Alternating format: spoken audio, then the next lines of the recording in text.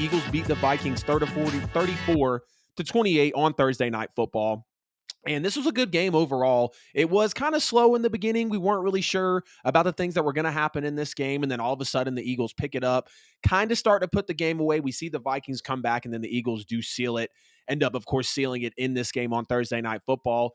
Speaking of the Eagles here, DeAndre Swift, the Eagles fans were asking so much in this game. Why did DeAndre Swift only have one carry? We trade for him. We put him in a part of our offense. And we know that DeAndre Swift coming over from the Detroit Lions, it was a big thing for the Philadelphia Eagles. They wanted him to play that vital part in the offense. They did not want to pay Miles Sanders. And overall, they wanted to keep that same aspect of the running game that was such a strong suit for them in this game as well. And even last season, we'll talk about that here in a little bit, in that offense. So seeing DeAndre Swift go for that career night, loved him out of Georgia, everything he did for the team, record setting as well, to 1 carry and 3 yards in week 1, now to 28 carries, 175 yards, and a touchdown. And you look at the Eagles, they weren't necessarily super airing it out. Jalen Hurts goes for under 200 yards again to start the NFL season, now 2-0, but under 200 yards in both of his first 2 games. Walking into this year, the Eagles have 48 carries in this game for 259 yards and 3 touchdowns. So they were really throwing it back to the basics, right? And a lot of people are wanting to see that high-flying offense of A.J. Brown and Devontae Smith, and of course now DeAndre Swift being in the mix. Jalen Hurts was in the MVP conversation last year.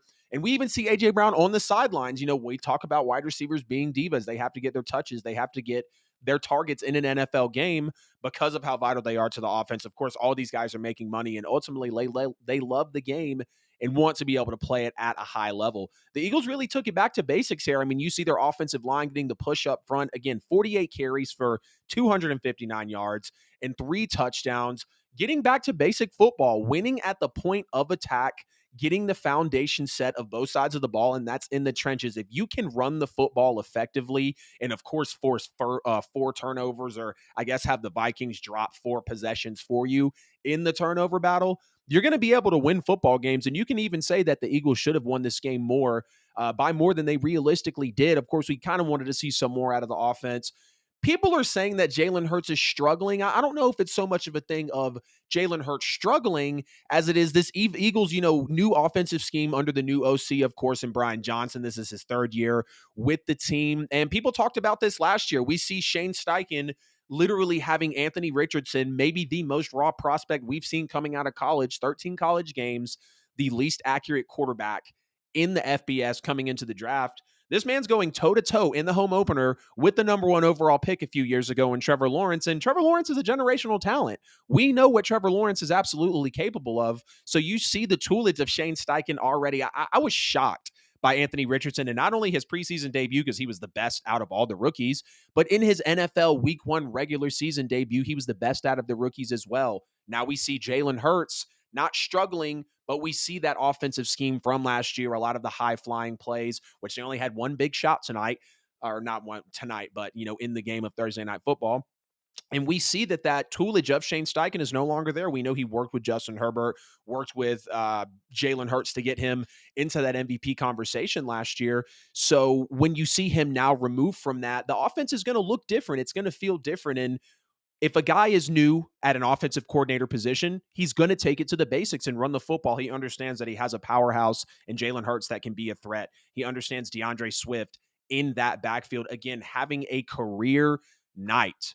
And you go and look at Jalen Hurts' passing chart. It was a lot of those intermediate throws over the middle. The Vikings were playing that soft zone coverage. So Jalen Hurts would be forced to sit in the pocket, kind of look back, have to see the field in an effective way, and ultimately go forward and make a play. That is how you have to affect Jalen Hurts. He is such a mental player of the game that you have to get granular with him and knock him really off his pedestal, because he can play great off balance. He can play great in the pocket. You have to make him actually work through his plays, which he is clearly great at. They won the football game last night. He did throw an ugly interception, but credit to Brian Flores' defense. We'll get into that in a minute as well about the Vikings. Ooh. That was tough. Y'all almost saw me die on camera, if I'm being honest. Ooh, that was really tough. I felt like I was forgetting something and I was getting into the show. Like, I'm high key over here. I'm like, all right, we're getting into the intro of the show. I'm like, what the hell am I forgetting? I told him to subscribe. I told him to follow me. It's high key why I said, y'all let me know what you feel about the NFL season. I'm like, shut up, Adam. Just get into the topic. But the Eagles having this new offensive scheme here, they're going to take it back to the basics because that is what you do. You win at the point of attack. You set up the run. It makes it easier for the pass. It makes it easier to implement the play action. You win at the point of attack on the defensive side of the ball. Clearly, your corners and your secondary and your linebackers are going to get some more of that time to really get more of that time to be able to, ultimately jump in and make plays on the defensive side of the football. But again, Jalen Hurts under 200 yards for the second straight week. He only did this 4 total times last year. It didn't even happen for the first 5 weeks. He had 3 straight weeks of it from weeks 9, 10, and 11 or under 200-yard games as well. I want to say he did face some pretty reputable head coaches, defensive coordinators, teams at the time, in that 2022 NFL season, which realistically made him, kind of have not those subpar games because Jalen Hurts is 19-1 in his last 20 starts. And y'all heard me when I first started the show. You guys know how much I love Jalen Hurts. 19-1 in your last 20 starts is nothing that you can scoff at. So I'm proud of the Eagles for this win. Of course, I want to see more out of Jalen Hurts. It wasn't an ugly interception that he threw, but they won at the point of attack. They ran the football well. They established that foundation. And most of the throws were, out routes to the left, maybe about 5 to 9 yards roughly. One deep shot that was completed to Devontae Smith, and then a couple of throws outside the numbers on the right as well. So it wasn't a whole lot of dynamic stuff for, and even the have to get fancy, right? Like, it was funny. They literally said talk show hosts and, sports stations tomorrow are probably not going to be a big fan of this because it was basic, just ground and pound, run the rock football. And that's how they were able to do it. Now, flipping over to the Vikings here in this game, Kirk Cousins can't do it all, man. It feels like the Vikings, again, waste a Kirk Cousins game that was on national television. And we know Kirk Cousins is not the guy to play, not even well in primetime, but we know his record in primetime games is not great. I think he's won one recent primetime game. And all the other times he can possibly ball out, he can possibly play. But what is the defense really doing for him? And really, is he even performing in a big spot in that primetime game? Kirk Cousins, I mean, you look at the numbers, he's 31 for 44. He had 4 touchdowns. Just want to make sure I have it right. Yeah, 70.5% completion, 364 yards, 4 touchdowns, no interceptions. Of course, he did have some fumbles, and a 125.6 passer rating. So you look at those numbers, you're like, damn, Kirk did his job.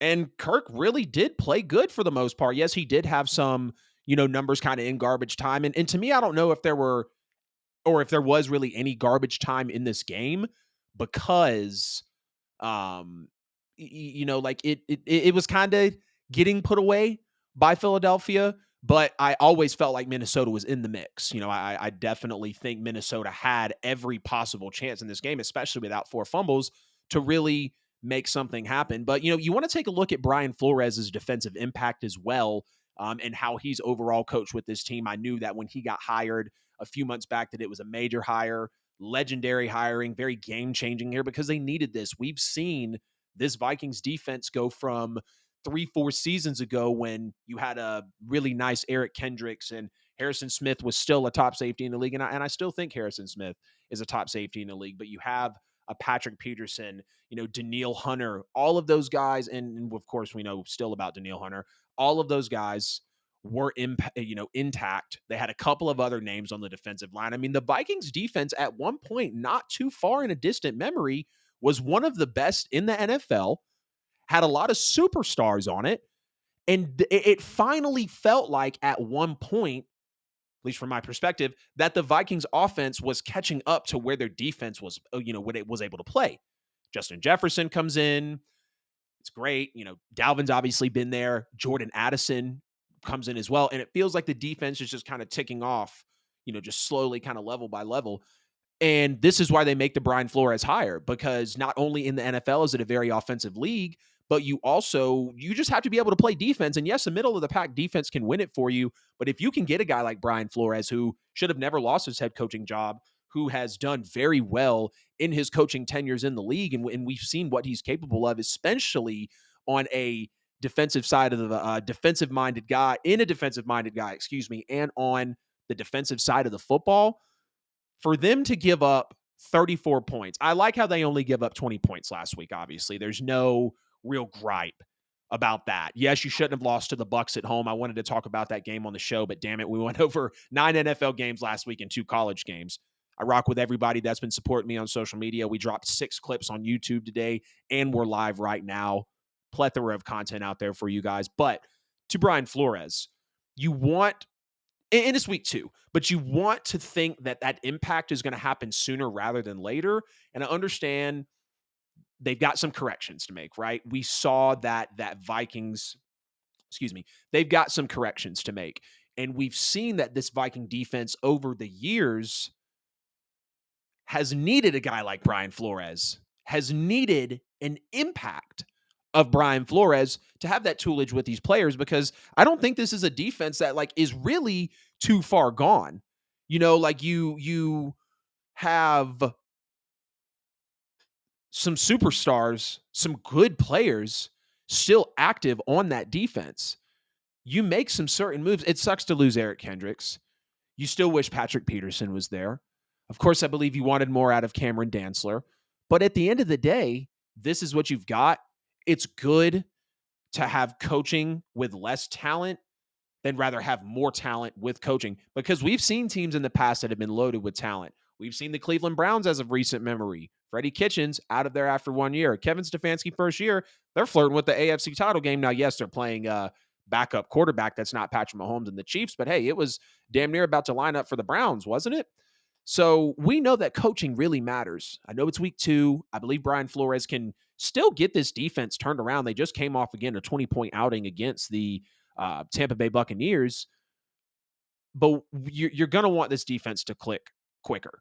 You're going to want his effect to be felt faster. And I totally believe he can do that. The Vikings are probably going to be a top 12 to 15 unit this year overall, if not better, because that's what Brian Flores is capable of. But a storyline that is also coming out of this game, because we heard it last year with the Minnesota Vikings, is they were 11-0 last year in one-score games.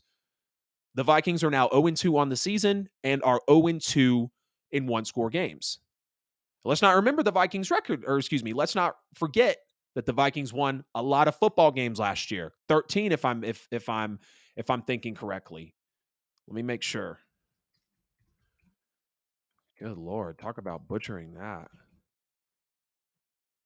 Come on now, give it to me. I just want to be accurate. Yeah, 13-4. I knew it wasn't 14-3, but like a small part of me was telling me that it might have been 14-3.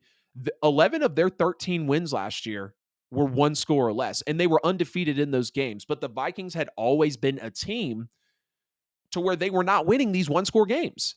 They were letting them slip through. Kirk Cousins was possibly not being clutch. The defense was letting up, possibly bad coaching. Like um, that's why Mike Zimmer got out of there.